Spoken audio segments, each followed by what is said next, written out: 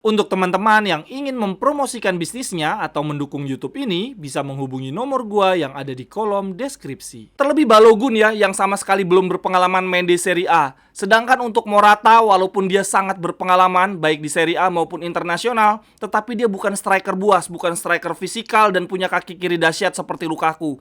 Jadi menurut gua, baik Balogun maupun Morata itu merupakan penurunan kualitas dibandingkan Lukaku. Jerewetan ceking kita, nyerewetin apa aja.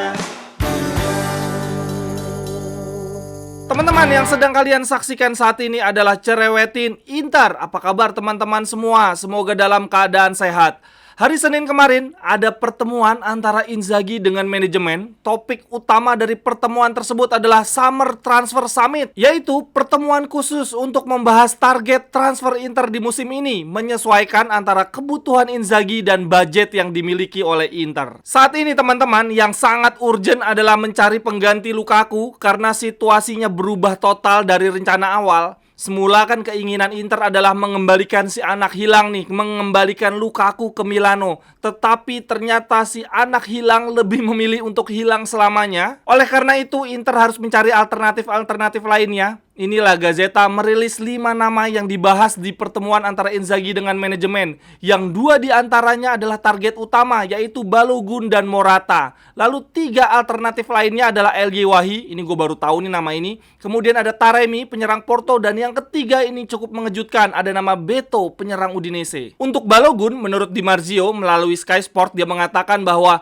Balogun merupakan pilihan yang sangat menarik karena merepresentasikan pemain muda dan investasi jangka panjang. Lalu Sky Sport juga mengatakan bahwa Arsenal sebetulnya tidak mematok harga 50-60 juta seperti rumor yang banyak berhembus. Arsenal mematok harga yang lebih rendah daripada itu. Sedangkan dari sisi pemain, menurut Sky Sport, Balogun sudah memberikan lampu hijau untuk Inter. Sekarang tinggal menunggu hasil negosiasi antara Inter dan Arsenal.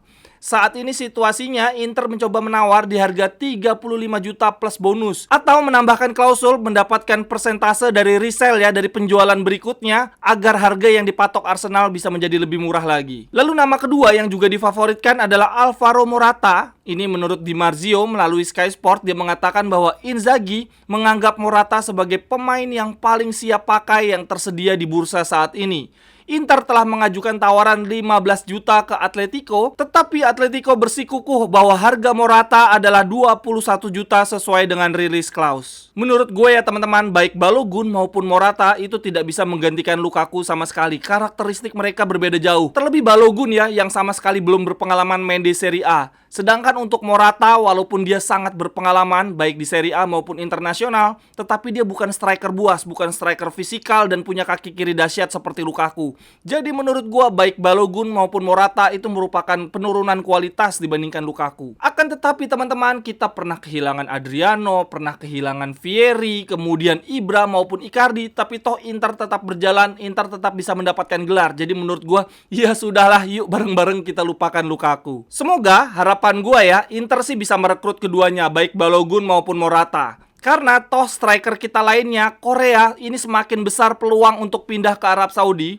Ini menurut Alvaro Pedula dikatakan bahwa Korea sedang mempelajari sejumlah tawaran dari Arab dan akan segera mengambil keputusan untuk bermain di Arab Saudi apabila tidak ada tawaran menarik dari klub-klub Eropa. Sedangkan menurut FC Internews, ada klub Arab Saudi Al Shabab yang tertarik meminang Korea dan memberikan penawaran 30 juta untuk 3 tahun, berarti gajinya 10 juta per tahun. Kemudian klub Serie A yang tertarik kepada Korea adalah Torino, Genoa, Monza, Cagliari, dan Salernitana. Semuanya klub-klub kecil.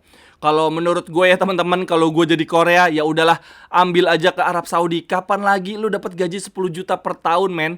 Penyerang-penyerang Serie A yang sangat haus gol, yang rutin mencetak banyak gol setiap tahunnya, macam Zeko, Icardi atau Immobile, itu aja mereka bertiga nggak pernah tuh dapat gaji di Serie A 10 juta per tahun. Apalagi yang levelan Korea, kayaknya sampai kiamat juga dia nggak bakal dapat gaji 10 juta per tahun tuh di Serie A.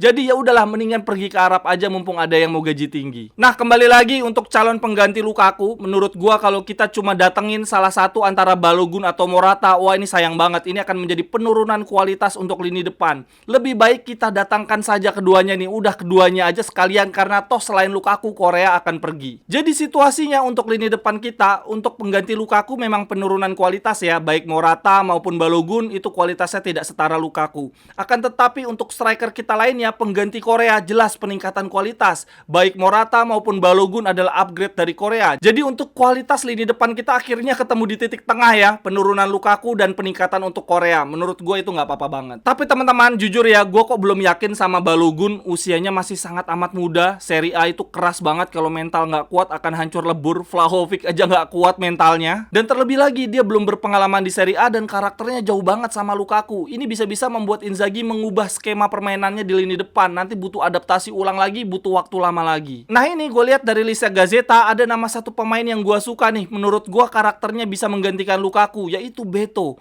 Tingginya 194 cm. Wah, tinggi banget. Usianya juga ada di tengah-tengah ya. Ini usianya sebaya dengan Lautaro Martinez dan Thuram, 25 tahun.